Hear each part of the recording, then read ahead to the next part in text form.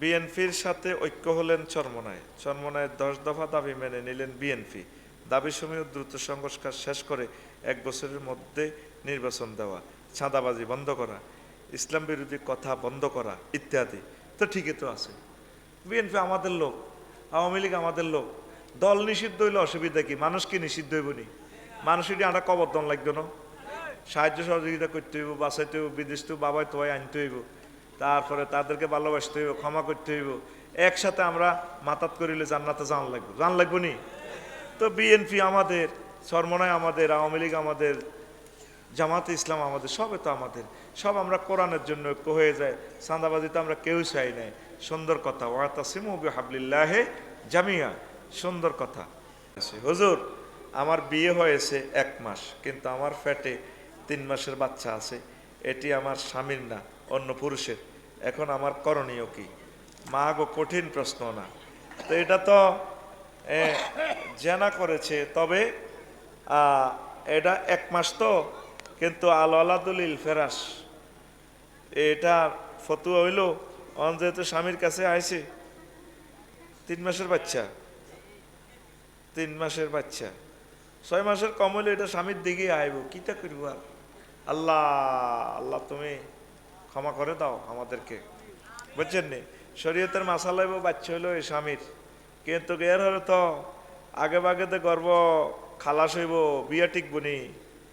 প্রিয় বোনেরা, সাবধান সাবধান। আল্লাহ তওবা করার তৌফিক দেখ আমাদেরকে, খবরদার। তো এটা আরো অনেকগুলো কথা আছে, আর এক সময় বলবো। আচ্ছা, মিজানুর রহমান আল আজহারি বলেছেন, দেশ স্বাধীনের আগে যদি আমার জন্ম হতো তাহলে আমাকেও রাজাকার বানিয়ে দিত। তো এটা তো ঠিকই। আমরা 1382-তে জন্ম, এরপরও কলেজও মারামারি লাগলে আঙ্গর রাজাকার গই ফিরে দিত। তো এমনও কিছু লই লাগলে কো রাজাকার। এ চেতনা দিয়ে তো ব্যবসা বাণিজ্য করছে। অন আল্লাহ এমন ব্যবস্থা করছে, অনক সব রাজাকার হলানি মিছিল দে, তুমি কি আমি কি, রাজাকার রাজাকার। চেয়েছিলাম অধিকার, হয়ে গেলাম রাজাকার, জয় বাংলা।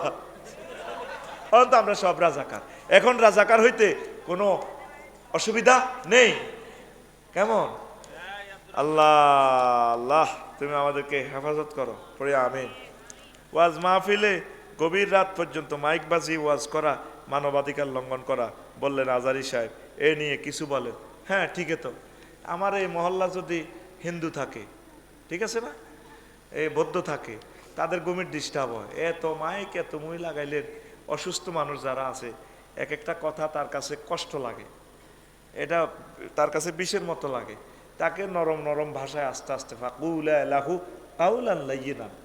আল্লাহ বলছেন, ও এই মুসা এবং এই তারপরে হারুন, তোমরা ইজহাবা ইলা ফেরাউনা, ফেরাউন সিটিং এর কাছে যাও, তাকে নরম নরম ভাষায় সুন্দরভাবে বুঝাও, দাওয়াত দাও।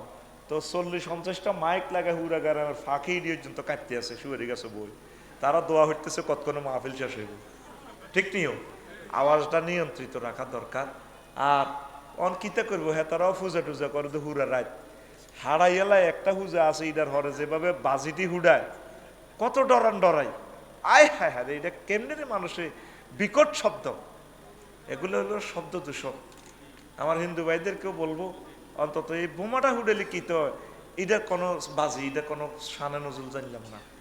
পূজা পার্বণ করুক না, আর ডোলটা ওইভাবে ফিডাক, মোটামুটি মানুষ যতক্ষণ সজাগ থাকে। এরপর রাত্রে বেশি একটা দরকার নেই, আবার দিনের বেলা শুরু করুক, তার ধর্ম ওইভাবে পালন করুক।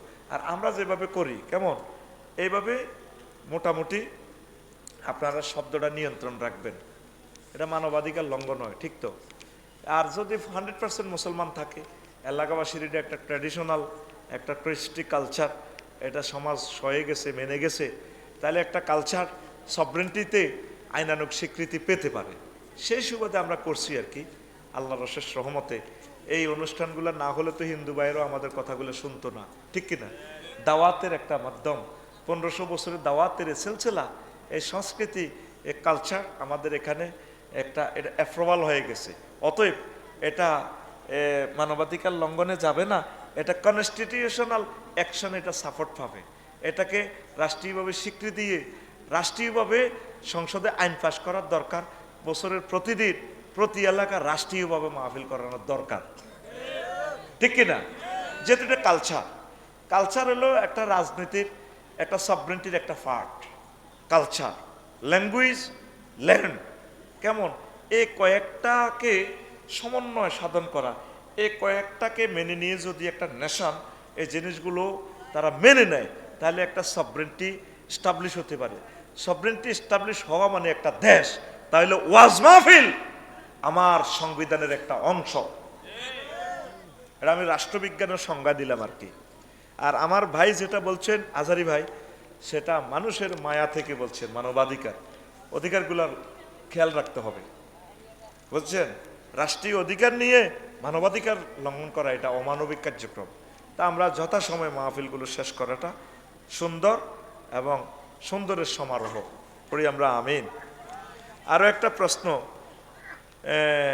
স্বামীর জন্য অপেক্ষা করলেন বিডিআরের বউ 16 বছর পর জেল থেকে আসলেন বিডিআর সৈনিক, স্বামীর জন্য অপেক্ষা করা নিয়ে ইসলাম কি বলে?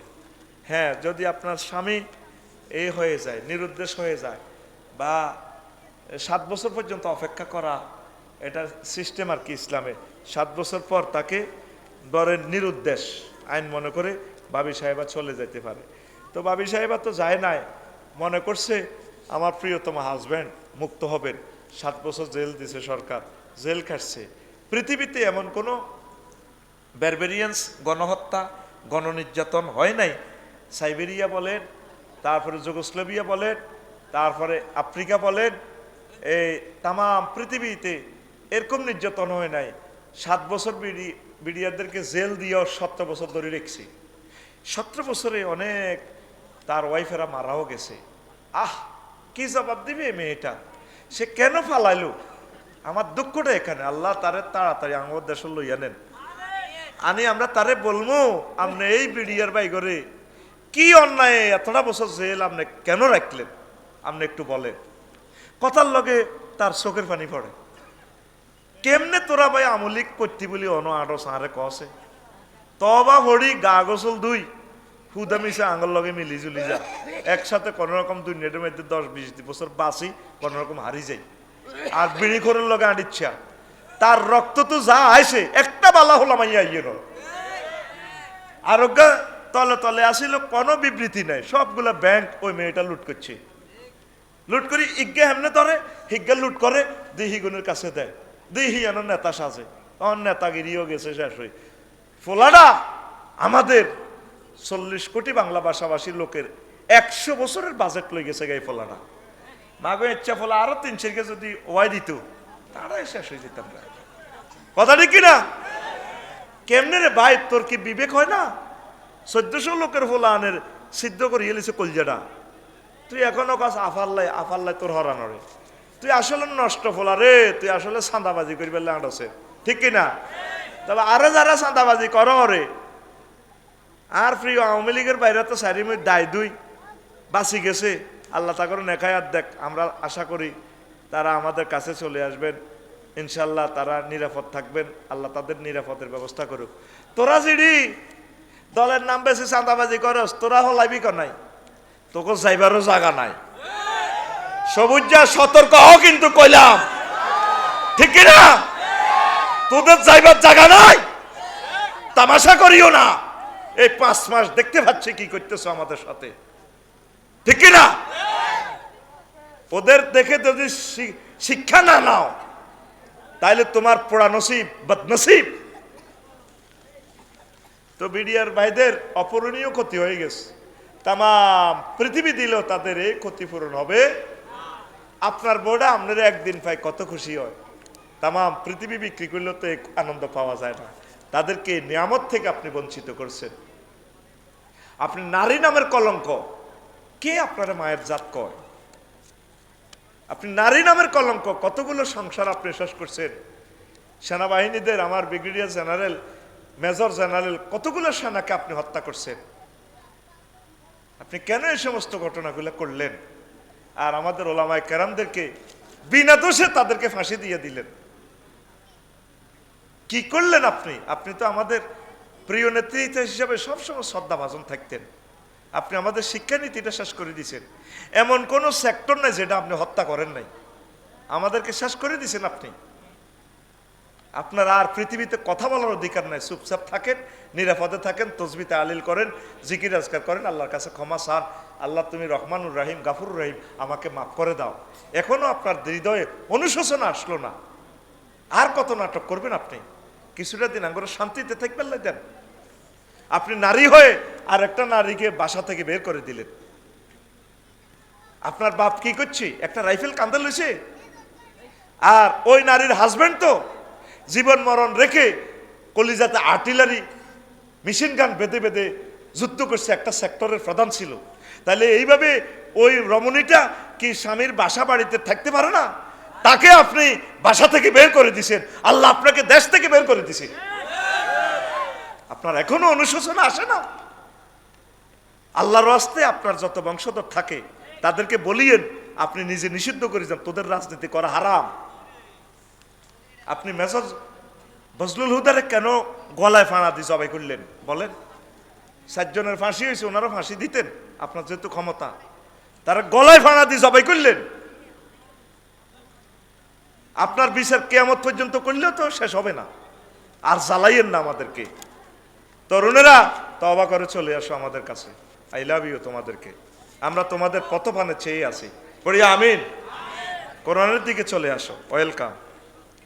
বিবাহের জন্য একদিক মেয়ে দেখা যাবে কিনা? অনেকগুলা যে দেখলে অনেকগুলা মেয়ে দেখলে গুনাহ হবে কি না? যা চাইতে পারেন দেখবেন, আপনি দেখে যেটা আপনার চয়েস হয় আপনি দেখবেন, এটা চাওয়ার অনুমতি আছে। কেমন? এটা চাইতে পারবেন, আপনার জন্য এটা চাওয়া সুন্নত।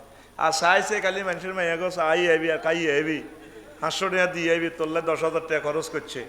এই যে মাইয়া গো একটা ইজ্জত আছে, তো তোর নসিব বালাবো হইতো না, এমন জায়গার যায় দরা খাইবি বুঝতে, কল্লা উড়াইতে দিত না, কইব আগে কলমা হর ক জায়গাত খাই আইস। আর মাইয়াগো বদোয়া, তোর নসিব কি নাই, বউ নাই, মাইয়াগো বদোয়া লাগে। অতএব মাইয়াগো সে বেজ্জিতি করিচ্ছা, বিসমিল্লাহকে জিয়ানো সাথী গেছো তুইয়ানো করিয়ালা, পরে আবার করবি, অসুবিধা কি? আর একটা প্রশ্ন, বিয়ে করার জন্য শর্তগুলো কি কি এবং কত টাকা কম খরচে বিয়ে করা উত্তম? বিয়ে সম্পর্কে কিছু গুরুত্বপূর্ণ মাসালা বলেন। তো এখন এই সৎ সময় কিভাবে করবে? শর্তগুলো হইলো, তোর মাল থাকন লাগবো, যৌবনত্ব থাকন লাগবো, গড় বাড়ি হিতিরে কনে রাখবি, বাড়িঘর দন লাগবে, ঠিক কিনা? নো নফকার তাকত থান লাগবে। শুধু যৌবনত্ব থাকলে হইতো না, হিতিরে কাবাইবি কিতে, নত চুরি করবি। এই জন্য আল্লাহ বলছে হাত্তা ইয়াগনিহিমুল্লাহ, সূরা নূরে পরামর্শ দিছে, একটু অপেক্ষা করো। তারপরে শিক্ষাগত যোগ্যতা লাগবে। তুই নিজে প্রতিবন্ধী, তোর ফ্যান হীরা হারা, তোর চুলিটি দেখলে তোর আধা হাগলের মতো লাগে, তো তুই নিজে তো না হাগল, তুই আরেকটা মানুষ আনি 2 হাগলে অত্তরে তো মরবি। আবার হাগলে হাগলে সমাজ নষ্ট করবি, রাষ্ট্র নষ্ট করবি, ঠিক কিনা? এরকম ফ্যান হুয়া হাগল যুবক বর্তমানে আমার মাহফিলে নাই রে। তুই লুকিং গ্লাসে খাড়াই চাইস, তোরে মানুষের মতো লাগেনি। তোর বিচার আমি তোর কাছে দিলাম, মানুষের মতো লাগে না তো, তোরে লাগে শারমিনের জামাইয়ের মতো। কম খরচে বিয়ে করবেন এটা কোনো নির্ধারণ নাই, আরো অনেকগুলো মাসালা আছে বলবো।